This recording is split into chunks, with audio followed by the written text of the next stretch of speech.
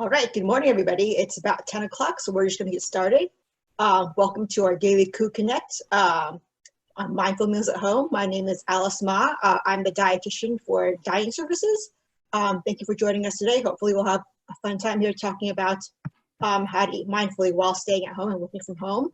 I'm joining you from actually my home, in my kitchen, and I'll talk a little bit today about how I keep in my nutrition and eating mindfully while I'm working at home all day, because I know a lot of people have kind of brought up the issue of I'm at home all day, I'm in my kitchen all the time. How can I kind of work around that and adapt to that? So we'll talk a little bit about that today. And feel free to type in things in the chat box, discussion as you see fit. I will have some prompts during the presentation as far as questions go, but feel free to type in whatever thoughts you have as I speak. We're pretty informal today.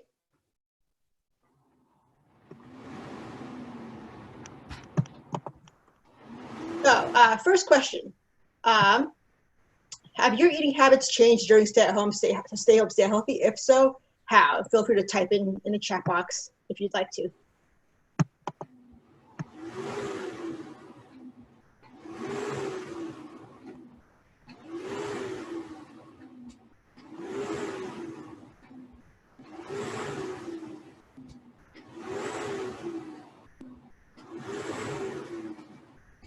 Sorry, if you're, I can hear some background noise. Just make sure you're on mute there. Thank you. All right, so I'll just throw in a few of the things I've heard. I'll read a couple of things. Let's see, more snacking, yeah. Stress, eat more, yeah. More varied with fresh items, yeah. Hard to cook. Access to the kitchen a lot. After eating better, yeah. So I temporary vegetarian, I've heard a lot too. Always hungry, yeah. Yeah, so there's lots of things, and I will touch on some of this this week, and some of them I'll actually push off until next week when I do another presentation about actually cooking at home. But some of the things I've heard of and some of the things that you've mentioned here are actually what I'll discuss. So I have some pictures of here on my own. So one is, yeah, we are eating at home more, so we are making more of our meals, more cooking. I know personally I used to eat a lot at work because of my job with dining services. I ate from the dining centers pretty much, at least lunch every day, sometimes breakfast too, depending on kind of what needs to be audited and tested and such. So I am eating, breakfast, lunch, dinner at home now. So being able to adapt to that has been quite a change. A lot of people on the internet, a lot of people, even in the chat box have mentioned, cooking more and particularly baking more. I've been, looking at social media. People are baking a lot of sourdough bread at home, which is kind of pretty awesome, or cookies and desserts. So it kind of relieves some stress, stress baking, but also encourages, eating more desserts, obviously, and more sweets, which isn't necessarily the best thing, but also it's also fine to do in moderation. Some people may experience a little bit of a change in maybe getting takeout more often or less often. If you are used to eating at restaurants, you may still be trying to adapt that by getting takeout, ordering takeout. I know personally, I've never been the kind of person who orders takeout and gets delivered, but we've been doing that about once a week now at home just to support local. So we have been getting, this weekend we got ramen from O Ramen here in Pullman. So a little bit more takeout, a little bit looking differently in that way as well. So a number of things could change depending on who you are and what your situation is. So when I talk about mindful eating, what am I referring to? So mindfulness really refers to this definition here on the screen here. So it refers to more than just eating, but in the context of this presentation, obviously we'll talk more about that in regards to meals. But mindfulness is paying attention in a particular way on purpose in the present moment and in a non-judgmental way. So in the context of nutrition and eating, isn't necessarily about eating healthy all the time and having the perfect diet, quote unquote, but really being mindful and being aware of what's happening when you're eating, being present and focused on your food, and when you do indulge in sweets and other things, not judging yourself. So saying every now and then, hey, I really need dessert, or I really want to try this recipe, this new cookie recipe. And not judging yourself with that, and just being mindful and aware that that's happening. So here are some 5 quick tips to practice mindful eating at home. There's certainly probably more tips than that, but I did try and pare it down for a short presentation here. So Number one, you may have heard this if you've been to these other Crew Connect presentations, is to try and keep some sort of routine similar to what you would have if you were in the office. So normally, if you're working, on campus, in your office, on campus, you would normally take lunch breaks or snack breaks, and definitely don't change that if you're working from home. Be mindful of that and make sure to take your lunch breaks and snack breaks as needed and as works with your schedule. If you typically have lunch at noon, take it at noon. If you typically have a later lunch, take it at 1. If you typically take 10-minute breaks at 10 or 3 to take a walk or eat a snack, try and keep that routine.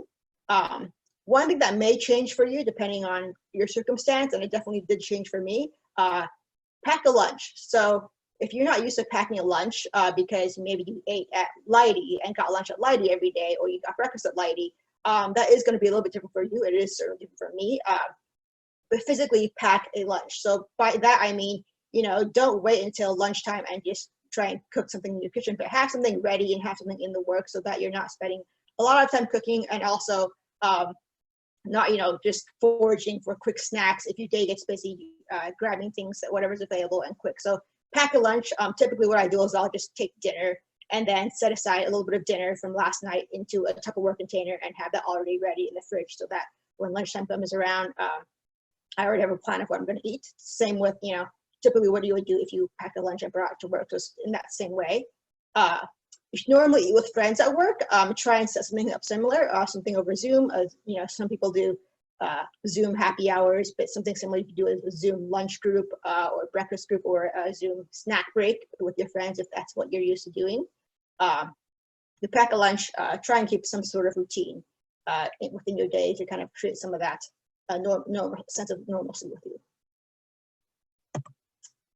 Be aware of, I heard this term, I didn't coin this term myself, but I heard it on another webinar a couple of weeks ago. Be aware of snack-sidents.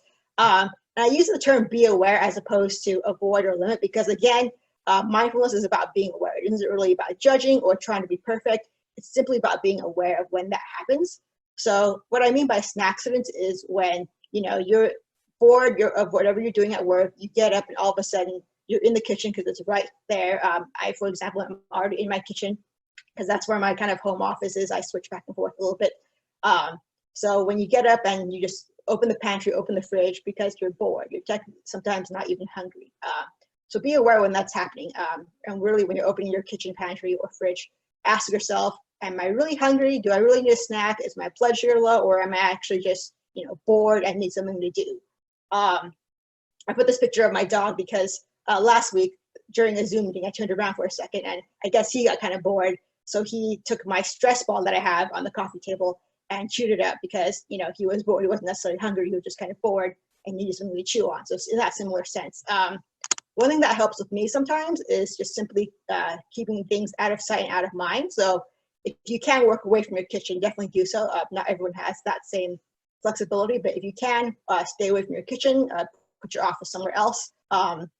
Another thing with that is, it may not work for everybody, but for me, I'm only about 5 feet tall, 4'11" and 3/4 to be exact. So I'll put things like, chocolate chips and marshmallows and other things very high up on the shelf, on the very top shelf of my pantry, so I can't even see them. And sometimes if I really want them, sometimes it's just not worth the effort for me to grab a stool and reach for them because it's not worth it for me. So that helps me as well. And then another tip with that is to find some sort of activity to replace the snacking activity. So sometimes, again, you may be just bored and need something to do, need a quick break.